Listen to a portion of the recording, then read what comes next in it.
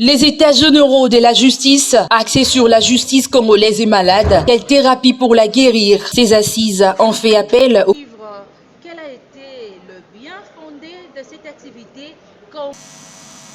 Le constat, vous l'avez plus d'une fois fait, mais nous l'avons également fait après notre nomination par votre auguste autorité. 7 Congolais sur 10 sont insatisfaits. On m'a proposé de parler du statut du magistrat du parquet ainsi que celui du magistrat du siège au regard de la réforme constitutionnelle qui a été opérée en 2011. J'ai indiqué que cette réforme constitutionnelle s'est faite dans des conditions d'irrégularité telles qu'elle ne pouvait pas aboutir. D'abord, la procédure qui avait été suivie n'était pas régulière. Ensuite, le fait qu'on ait pu extraire le parquet de la composition du pouvoir judiciaire a violé l'article 220 alinéa 2 de la même Constitution, non alinéa 1er, qui interdit de réviser la Constitution pour toucher au principe de l'indépendance du pouvoir judiciaire. Or, à l'article 149, justement, le pouvoir judiciaire, à l'origine, était dévolu aux cours et tribunaux ainsi qu'au parquet et rattaché. À partir de cette révision constitutionnelle, on a adopté la loi organique de 2013 sur les juridictions de l'ordre judiciaire qui a placé le parquet sous l'autorité du ministre de la Justice avec un pouvoir d'injonction sous le procureur général près la Cour de cassation, près la Cour d'appel selon le cas. J'estime que le péché originel qui a été commis dans la révision de la Constitution a conduit à cet impair pour placer le parquet sous l'autorité du ministre de la Justice et donc combiner son indépendance, ce qui constitue un retour en arrière, parce que nous avons déjà connu ce système. Et toutes les réformes qui ont été implémentées depuis 2006, à la fois au niveau constitutionnel et au niveau légal, consistaient justement à garantir l'indépendance du pouvoir judiciaire et donc à assurer la séparation des pouvoirs entre l'exécutif et les judiciaires.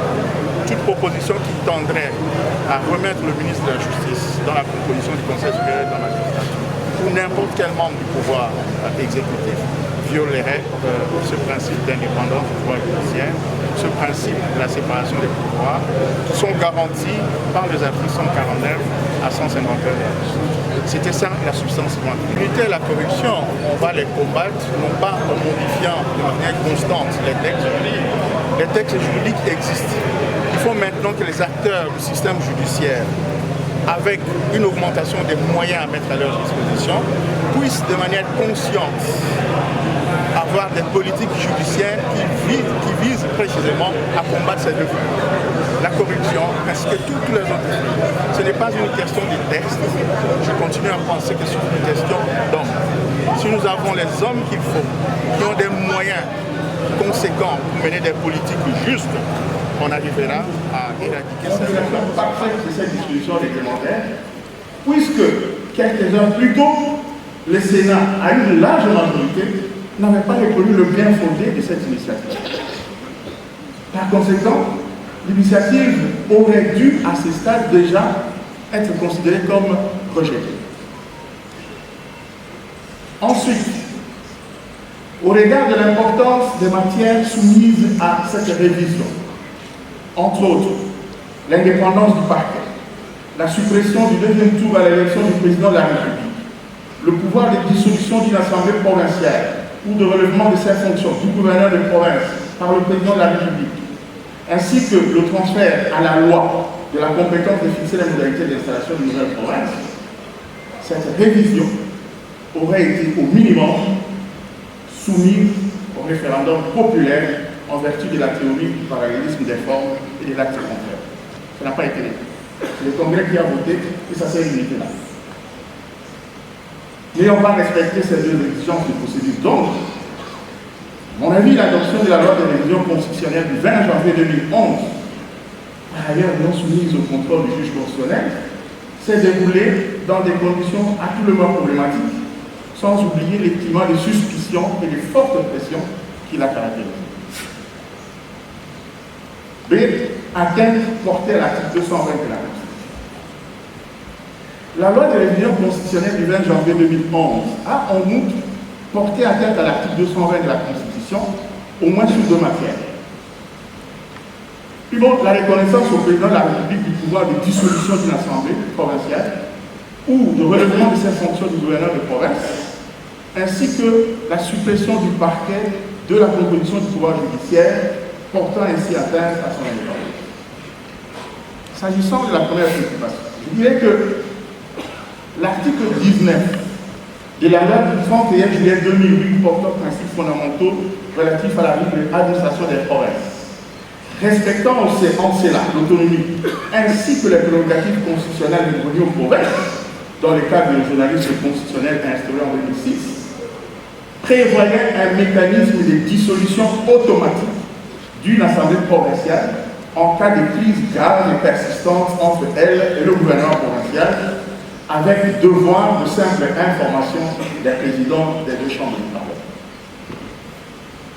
En dépit de la délégation du constituant à cet égard, à mon avis, la reconnaissance constitutionnelle au président de la République du pouvoir de dissolution d'une assemblée provinciale constitue en réalité une violation de l'article 2, plutôt de la linéa 2 de l'article 220 de la Constitution, qui interdit toute modification constitutionnelle ayant pour objet ou pour effet de réduire les prérogatives des provinces.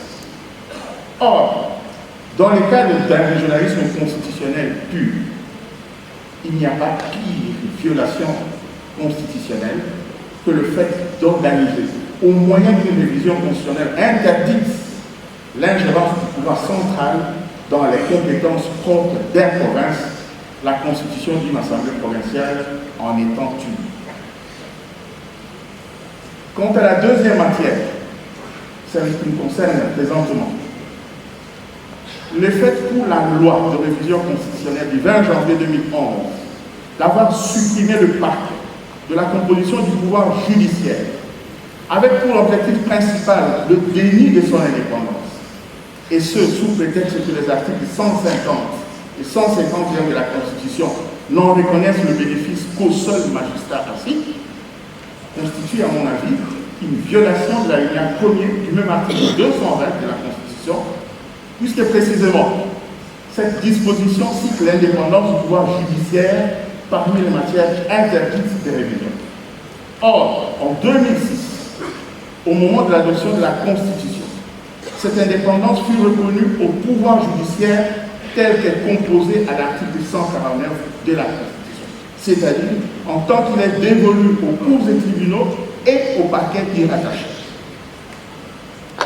En outre, en réalité, lorsque l'article 150 de la Constitution dispose que les juges ne sont soumis dans l'exercice de leurs fonctions qu'à l'autorité de la loi et qu'ils sont inamovibles, ou lorsque l'article 151 renchérit que le pouvoir exécutif ne peut donner d'injonction au juge dans l'exercice de sa juridiction, il faut, à notre avis, être d'un pointillisme juridique exagéré, voire même savoir développer un raisonnement particulièrement spécieux pour en inférer que, par ces deux dispositions, le constitution ordinaire avait voulu en réalité contredire ce qu'il avait déjà dit dans l'article 149.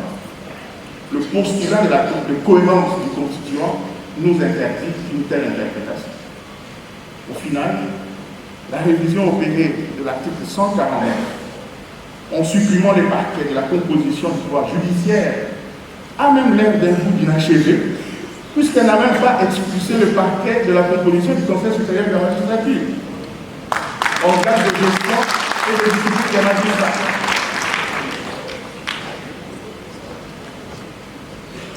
Il subsiste donc, dans les textes de notre Constitution actuelle, du fait de cette révision problématique, deux dispositions apparemment contradictoires.